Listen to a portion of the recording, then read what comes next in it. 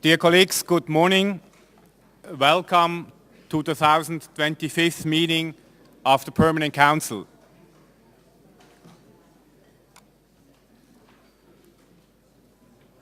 Can I have your attention, please?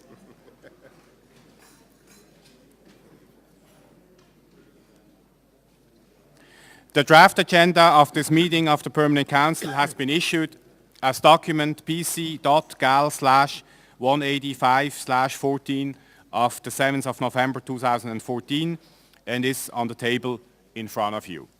Are there any comments on the draft agenda? This does not seem to be the case. Thank you. I would like to inform the audience that the chairmanship has invited representatives from the Office of the Council of Europe office in Vienna to attend today's meeting in line with relevant provisions of the OSCE Rules of Procedure. In addition, I would like to inform you that representatives of the media have been invited for the address by the President of the OSCE Parliamentary Assembly, Mr. Kanerva. And then I would like to warmly welcome to the Permanent Council a group of students from the Metropolitan University in Prague and also the youth representatives from the Republic of Serbia who are supporting the Serbian 2015 chairmanship as part of the OSCE Youth Action Plan project. You are most welcome. Dear colleagues, our first agenda item this morning is an address by the President of the OSCE Parliamentary Assembly.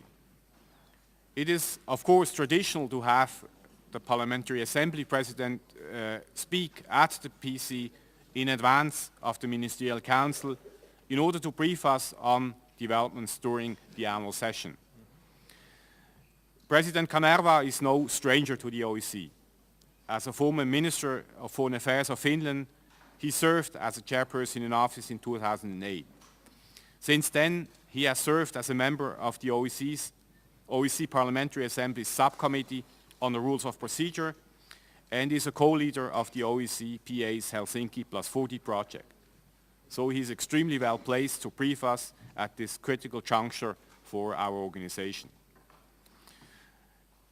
As you know, the Parliamentary Assembly has been very active on a number of fronts lately, in particular at the seminars and workshops it is organizing in relation to the Helsinki Plus 40 process, and of course relating to the ongoing Ukraine crisis and its impact on European security. We are looking forward to hearing more about the work of the OSCE Parliamentary Assembly over the last number of months. Mr. President, you have the floor.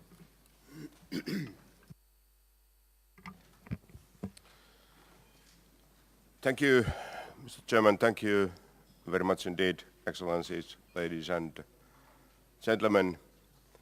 May I start by saying that I'm really pleased to be here and have the opportunity to address this body, which is, as you mentioned, very familiar to me from my previous engagements. But on the other hand, much has changed since I last spoke at the Permanent Council. As we approach the 40th anniversary of the Helsinki Final Act, I must note that the OSCE is facing grave challenges today. The eruption of the crisis in and around Ukraine is of course a serious setback for our organization as well. At the same time, the OSCE has proved its capability to act efficiently in crisis situations. We are yet to produce the desired results.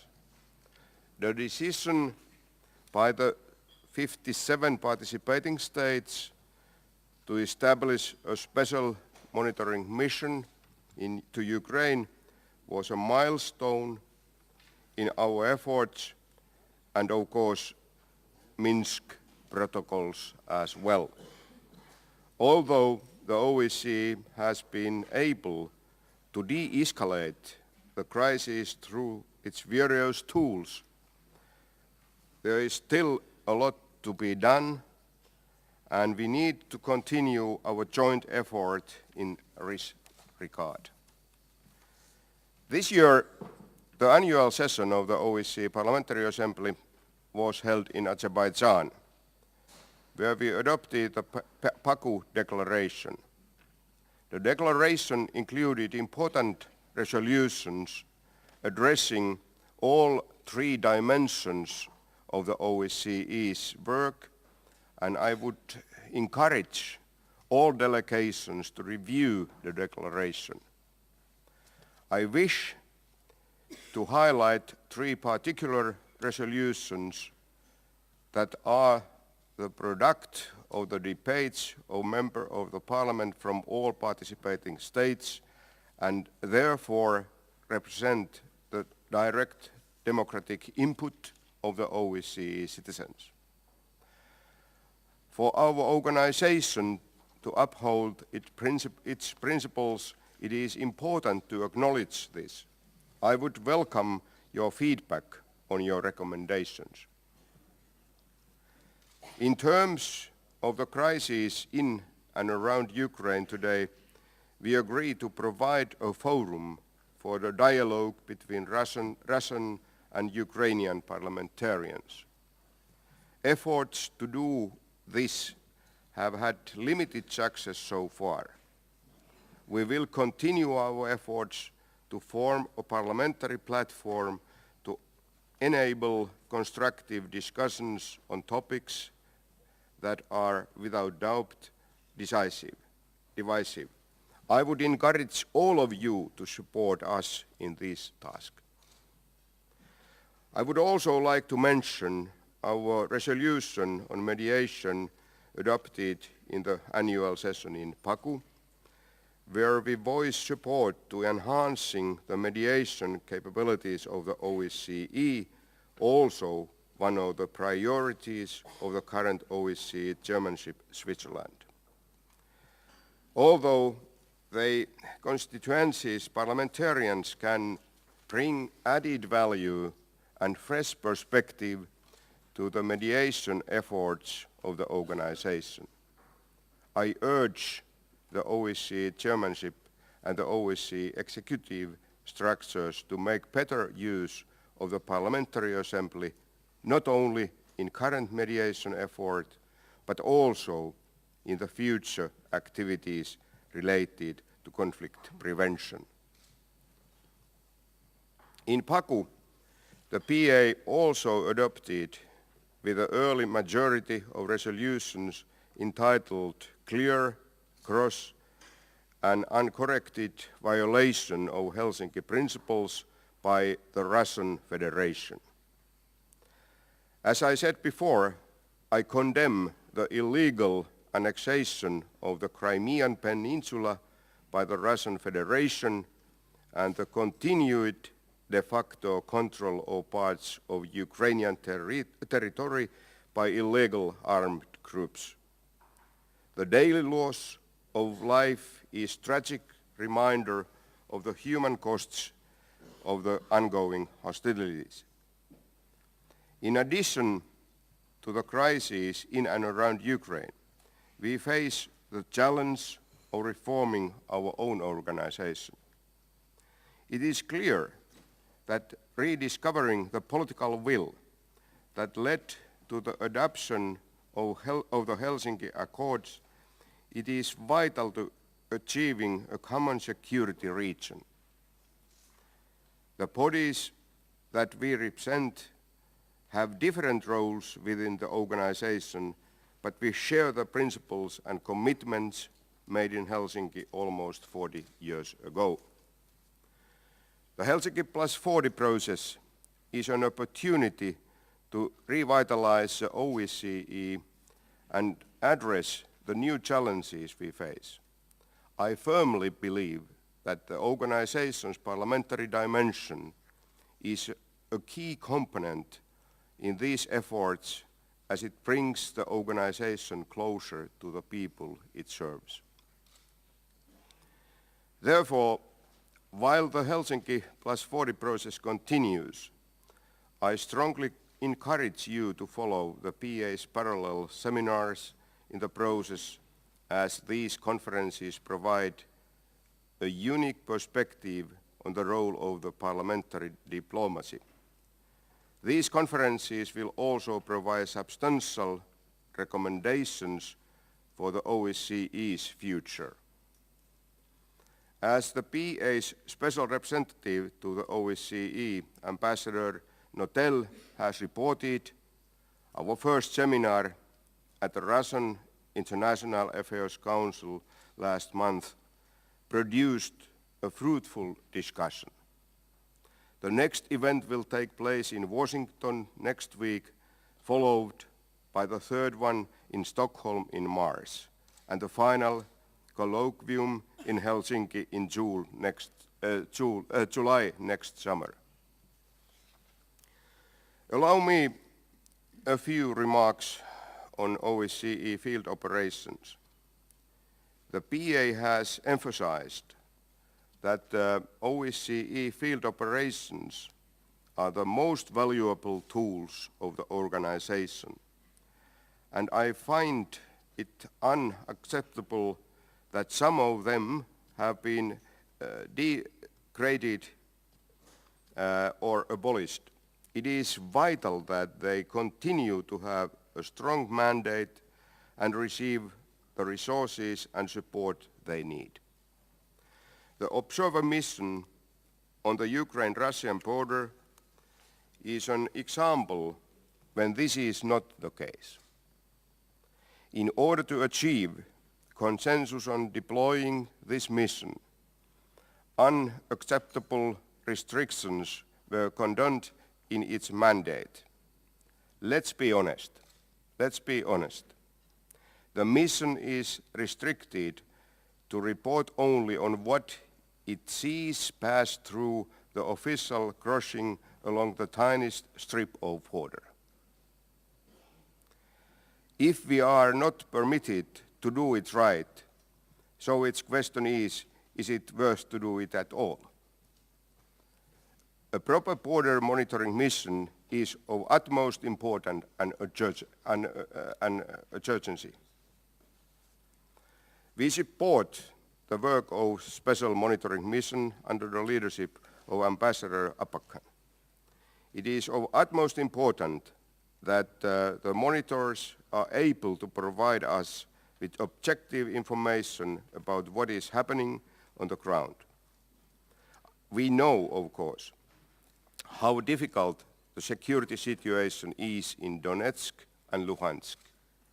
Therefore, the safety of the monitors must remain the #1 priority. In this context, I would also like to reiterate the PA support for the request by the Mongolia to become the host country for an OSCE field mission, as well as Libya's request to become a Mediterranean partner of cooperation.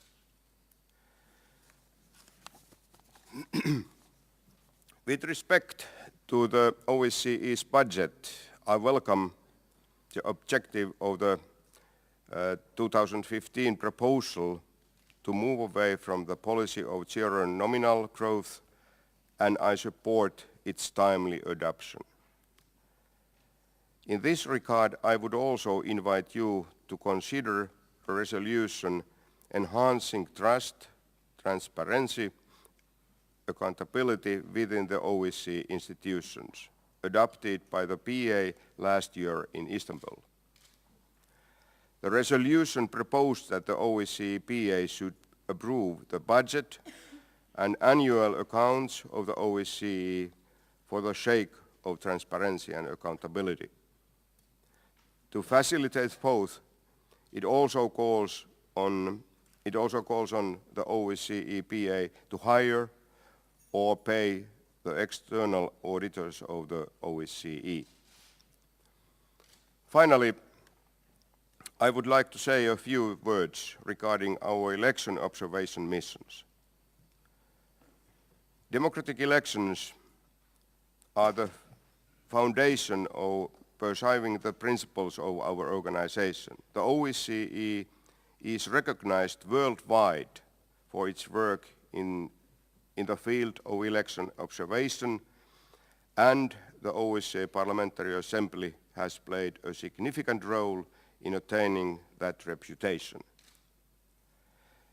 In 1997, the PA signed the cooperation agreement with ODIHR, and the agreement clearly articulates the terms of the relationships between the Assembly and the ODIHR. There have been many disputes over the years, we know, but also some improvements in this respect. I would underline that regular information flows and timely discussions would significantly improve our common work. Regarding elections, I want to note that both Ukraine's presidential elections and early parliamentary elections as well represent a significant milestone in the country's democratic path. The German in office appointed special coordinator from our assembly, former PA President João Soares from Portugal and Kent Hanstedt from Sweden, stated that the elections were largely in accordance with the OSCE standards. PA observed these elections altogether with almost 200 observers countrywide. We are ready to continue support Ukraine's inclusive democratic reforms and offer all available means to support for the process. It is a tradition that we regularly observe elections both east and west of Vienna because we want to demonstrate that our joint commitments are binding for everybody. We just finished our election observation mission in the United States and now are preparing our own observation mission in Moldova later this month. As I noted in the beginning of my statement, the OSCE is standing at the crossroads. It has contributed greatly to the democratic transitions in many countries of the region and advanced the ideals of freedom and equality for all. However, the ambition of our organization to provide security and cooperation throughout the OSCE area remains a great challenge. As we enter the 40th anniversary of the Helsinki Accords, we have an opportunity to both capitalize on the past and look to and beyond the horizon. I believe the OSCE has an integral role in advancing comprehensive security for all citizens in our region, and I'm confident the Parliamentary Assembly will continue to be an indispensable element in this work. In concluding, I would like to thank Austria as a host country of the organization and for their support for the OSCE and to our Vienna liaison office and for hosting our winter meeting early year in every February. Thank you very much indeed. Thank you for your address, Mr. President. Before I open the floor for statements by delegations, I would like to kindly ask the media representatives to leave the hall.